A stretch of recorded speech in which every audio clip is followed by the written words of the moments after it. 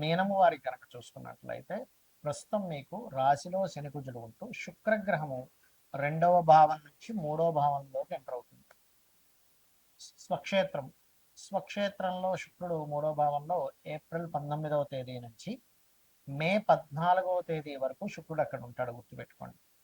అదేవిధంగా కుజుడు కూడా మే 12వ తేదీ నుంచి ఒక 45 రోజుల పాటు ధనస్థానంలోకి వస్తాడు. ఇక రాశిలో శని ఏళ్ళనాడు శని నడుస్తుంది.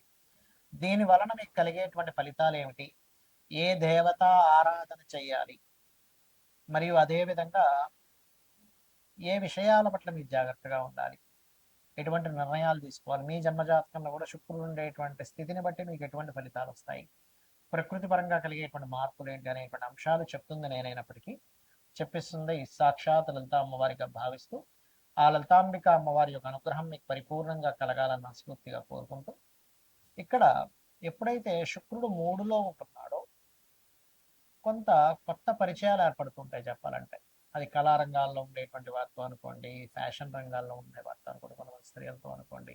కాకపోతే ఎంతైనా ఈ లగ్నానికి పాపి కాబట్టి ఆ పరిచయాలు ఏమైనా అనవసరంగా మిస్అండర్స్టాండింగ్స్కి, మిస్యూజ్కి కలగనుందేమో అనేటువంటిది 1కి 4 సార్లు ఆలోచించి నిర్ణయాలు తీసుకోండి.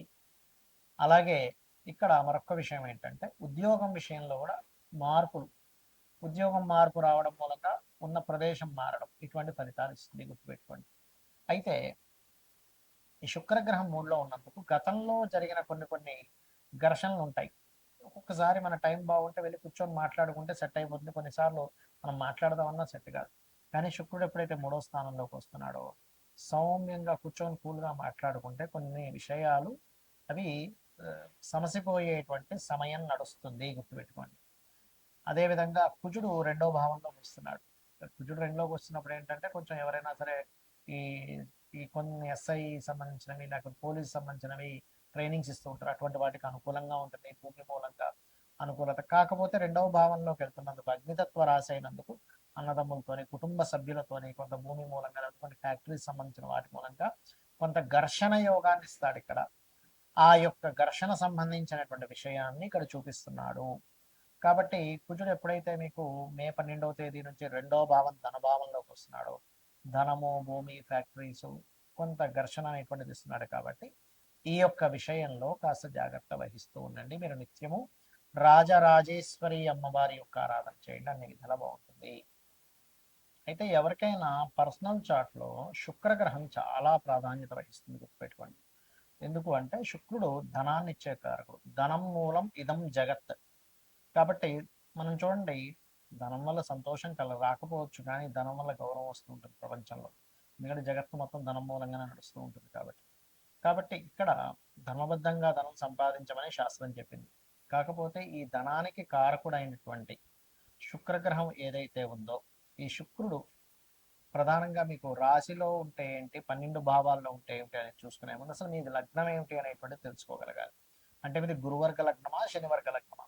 గురువర్గ లగ్నాలు అంటే ఏమిటి అంటే మేషము, కర్కాటకము, సింహము, వృశ్చికము, ధనస్సు, మీనము. ఇవి గురువర్గ లగ్నాలుగా చెప్పబడతాయి. మరి శనివర్గ లగ్నాలు అంటే వృషభము, మిథునము, కన్యా, తుల, మకర, కుంభాలు శనివర్గ లగ్నాలు. ఇక్కడ ఈ గురువర్గ లగ్నాలకు శుక్రుడు పాపవుతాడు, శనివర్గ లగ్నానికి శుభ్రుడు అవుతాడు. అయితే ఈ శనివర్గ లగ్నాలకు మాత్రమే మరి ధనం సంపాదిస్తారా శుక్రుడు శుభ్రవుతున్నందుకు? గురువర్గ లగ్నాలకు సంపాదించడం అంటే అలా ఏముండదు. ఎందుకంటే తన సహజంగా సెకండ్ లార్డ్, 2వ అధిపతి బాగుంటే ఎవరికైనా ధనం బాగుంటుంది. 2వ అధిపతి, పంచమాధిపతి, భాగ్యాధిపతి, లాభాధిపతి. అయితే ఇక్కడ గురువర్గ లగ్నాలకి శుక్రుడు వల్ల కొంత ఇబ్బంది ఉంటుంది. అంటే స్త్రీ మూలకంగా, ధనం మూలకంగా, కంఫర్ట్స్ మూలంగా, వాహనాల మూలంగా ఇస్తూ ఉంటాడు. అయితే మరలా ఆ శుక్రుడు కనుక కొంత శుభగ్రహాలతో చూడబడ్డా, అంటే అది ఏ రాశుల్లో ఉంది, ఏ నక్షత్రంలో ఉంది, ఏ గ్రహంతో చూడబడుతుంది, ఏ ఏ యొక్క రాశిలో ఉంటూ ఇంకో గ్రహం ఏ రాశిలో ఉండే గ్రహంతో చూడబడుతుంది అనే దాన్ని బట్టి అది శుభుడైనా పాపైనా సరే ఆ యొక్క తత్వాలు మారిపోతూ ఉంటాయి, గుర్తుపెట్టుకోండి. అయితే ఇక్కడ మీరు అర్థం చేసుకోవాల్సిన అంశం, మీకు ఉదాహరణకి లగ్నంలో శుక్రుడు ఉన్నాడు అనుకోండి, ఎవరికైనా అది గురువర్గ లగ్నం అయితేనేమో కొన్ని ఎక్కువ అధిక కంఫర్ట్స్ వల్ల వాళ్ళ దేహం పాడవుతూ ఉంటుంది. అదే కనుక శుక్రుడు మంచివాడు అనుకోండి, మీ లగ్నానికి లగ్జరీ లైఫ్ ఖచ్చితంగా అనుభవిస్తాడు. ఇక్కడ ఏమవుతుంది, లగ్జరీ వల్ల పాడవడం ఉంటుంది అంటే ఎప్పుడు సుఖంగా నిద్రపోతూ ఉన్నాడు, ఎప్పుడు కూర్చొనే ఉంటున్నాడు అనుకోండి, ప్రాబ్లం కదా. అలా కాకుండా కొంచెం ఎక్సర్సైజులు కూడా చేస్తూ ఉన్నప్పుడు ఆ దేహానికి మంచి చేస్తాడు శుక్రుడు కనుక శుభుడైతే. అదేవిధంగా ధనస్థానంలో ఉంటే కూడా సహజంగా ధనస్థానంలో శుక్రుడు ధనాన్ని ఇస్తాడు, అందులో ఎటువంటి సందేహం లేదు. కానీ శుభుడైనప్పుడు ఏమవుతుంది అంటే శుభగ్రహ సంబంధాలు కలిగినప్పుడు ఇక్కడ మీకు అయితే శుక్రుడు ఎప్పుడైనా సరే ధనస్థానంలో ఉన్నప్పుడు ఏంటంటే ధనం సహజంగా శుక్రుడు ధనస్థానంలో ఉన్నందుకు ధన సంబంధించినటువంటి విషయంలో బాగుంటుంది, అందులో ఎటువంటి సందేహం లేదు. కాకపోతే శుభుడైతే మరింత చక్కగా ధనయోగాన్ని పెంచుతూ ఉంటాడు. అయితే ఇక్కడ ఏ ఆధిపత్యం కలిగి ఉండి ఆ ధనస్థానంలో ఉన్నాడో వాటి మూలంగా అంటే 4వ అధిపతి శుభత్వం వచ్చి 2లో ఉంటే క్రియేటివ్ మూలంగా, లేకపోతే రియల్ ఎస్టేట్ మూలంగా, కన్స్ట్రక్షన్స్ మూలంగా, వాహన సంబంధంగా మీకు ధనయోగాన్ని అనేటువంటిది ఇస్తాడు, గుర్తుపెట్టుకోండి. ఇక 3వ భావంలో శుక్రుడు ఉన్నాడు. ఉదాహరణకి పాప అయితేనేమో కొంతమంది స్త్రీల పరిచయాల వల్ల ఇబ్బంది వస్తుంది, శుభుడైతే వాళ్ళ వల్లనే కొంత సహకారం ఉంటుంది. సహోదరులతో కొంతవరకు శుభుడైతేనేమో ప్రేమానురాగాలు ఉంటాయి. పాప అయ్యాడు అనుకోండి, కొంతమంది చూడండి సొంత చెల్లెలే, సొంత అక్కే, లేకపోతే తెలిసిన వాళ్ళే స్త్రీ ఇబ్బంది పెట్టింది, మోసం చేశారంటూ ఉంటారు, అలాంటివి జరుగుతూ ఉంటాయి.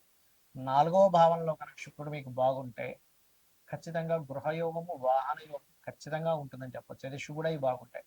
పాడైతే వీళ్ళ పేర్ల మీద అంటే శుక్రుడు కేతువు కలిసి ఉంటాడు, అలాంటప్పుడు వీళ్ళ యొక్క పేర్ల మీదే తీసుకోవడం వల్ల ఇబ్బంది వస్తుంది. ఇది ప్రధానంగా గుర్తుపెట్టుకోండి. అదేవిధంగా పంచమ స్థానంలో శుక్రుడు ఉన్నాడు.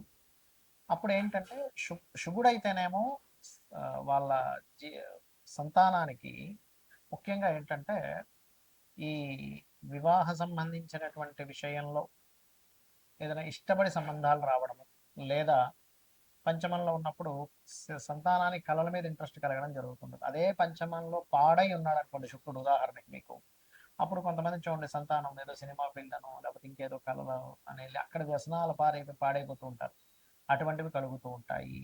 అది ఇక ఇక్కడ ఏంటంటే మీరు కాన్సెప్ట్ అర్థం చేసుకోవాలి. శుక్రుడు శుభుడా పాప అయితే మరింత పాడైపోయి ఉన్నాడా, శుభుడైనా సరే శుభత్వాన్ని ఇచ్చే దాంట్లో లేకుండా ఎక్కువ పాడైపోయాడా, బాగున్నాడా అనేది ప్రధానంగా చూసుకోవాల్సిన అంశం.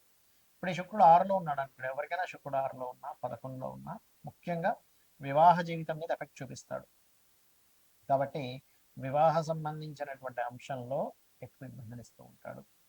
అలాగే మనకి కామన్గా ఈ యొక్క శుక్రుడు సప్తమ స్థానంలో ఉంటే ప్రేమ వివాహం అనుకుంటా, కానీ ప్రతిసారి ప్రేమ వివాహం వాళ్ళని రూల్ లేదు. పాప అయితే ప్రేమ మూలంగానే ఇబ్బంది పడతాడు వివాహం చేసుకుందాం. కొంతమంది చూడండి ప్రేమించానండి కానీ దాని తర్వాత చాలా ఇబ్బంది పడ్డాను అంటూ ఉంటారు, ఇటువంటివి జరుగుతూ ఉంటాయి. అదేవిధంగా ఒక్కొక్కసారి శుభుడయ్యాడు అనుకుంటే పార్ట్నర్స్ వచ్చినప్పటి నుంచి బాగుంటుంది, జీవిత భాగస్వామి కావచ్చు, లేకపోతే లైఫ్ పార్ట్నర్ కావచ్చు, బిజినెస్ పార్ట్నర్ కావచ్చు. అష్టమంలో ఉంటే శుభుడైతేనేమో తాతగారి ప్రాపర్టీస్ బాగా కలిసి వస్తాయి, పాప అయితేనేమో తాతగారి ప్రాపర్టీస్ ఉండడం వల్ల వీళ్ళు ఒక్కోసారి పాడైపోతూ ఉంటారు కూడా. అలాగే యాక్సిడెంట్స్ కూడా ఎక్కువ అవుతూ ఉంటాయి ఒకవేళ పాప అయితే కనుక. అష్టమాధిపతి పాప చతుర్థంలో ఉన్నాడు అనుకోండి, అప్పుడు ప్రభావం ఎక్కువగా ఉంటూ ఉంటుంది. ఇక అదేవిధంగా గమనించుకున్నట్లయితే భాగ్యంలో ఉంటే తండ్రికి కళా సంబంధించినటువంటి భాగ్యం అంటే ఇప్పుడు హైయర్ ఎడ్యుకేషన్లో మంచి ఫలితాలు ఇస్తాడు బాగుంటాయి. పాడైతే తండ్రి వ్యసనాలు పాడవడం కూడా జరుగుతూ ఉంటుంది. దశమంలో శుక్రుడు ఉంటే బ్యాంకింగ్, ఫ్యాషన్ రిలేటెడ్ రంగాల్లో ఉద్యోగాలు పాడైనట్లయితే ఆ ఫ్యాషన్ రంగాలకు వెళ్ళడం ద్వారానే ఇబ్బంది వస్తూ ఉంటుంది. బ్యాంకింగ్లోనే తిరుగుతూ ఉంటాడు కానీ జాబ్ రాదు. ఇక్కడ ఏంటంటే మీరు దేంట్లో ఎక్కువగా తిరుగుతూ మీ సమయాన్ని వృధా చేసుకుంటున్నారు అనేటువంటి విషయాన్ని కూడా గ్రహం చెప్తుంది, గుర్తుపెట్టుకోండి. అలాగే లాభస్థాన శుక్రుడు ఇందాక మనం చెప్పుకున్నాం, వివాహ జీవితం, వివాహ సంబంధించిన విషయాలకు మంచిది కాదు అని. అలాగే మరొక విషయం ఏంటంటే 12వ స్థాన శుక్రుడు సుఖాన్ని ఇస్తాడు, అంటే కంఫర్ట్ లైఫ్ని ఇస్తాడు. కాబట్టి శుక్రుడు ఎప్పుడు కూడా 11 కంటే 12 చక్కటి ఫలితాలు ఇస్తుంది. ఇక ఈ యొక్క విషయంలో శుక్రుడు కనుక పాడైనట్లయితే ఎవరైనా సరే అమ్మవారి ఆరాధన చేయడము, లలితా సహస్రనామాల యొక్క శ్రవణము పఠనము చేయడం కనుక చేసినట్లయితే అన్ని విధాలా బాగుంటుంది.